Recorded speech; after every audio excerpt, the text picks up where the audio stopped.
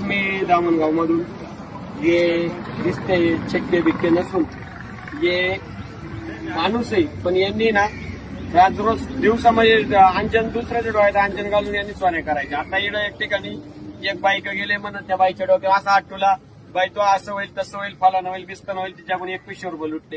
इकडे एक एंगलपत्र सिमेंटचं दुकान आहे तिकडे गेले त्याच्याकडून 1600 रुपये लुटले।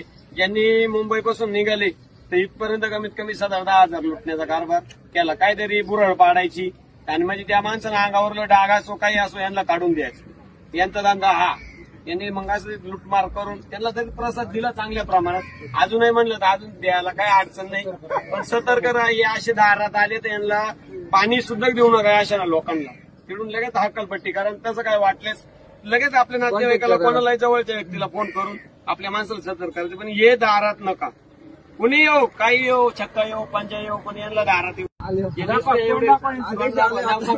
नाव सांग पूर्ण नाव सांग। रमेश डॉक्टर मुगट। कुठलं आहे?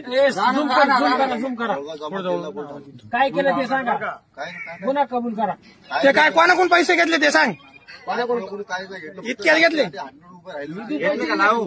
पैसे घेतले नाही किती घेतले होते? 1100 त्या पोऱ्याकडून किती घेतले?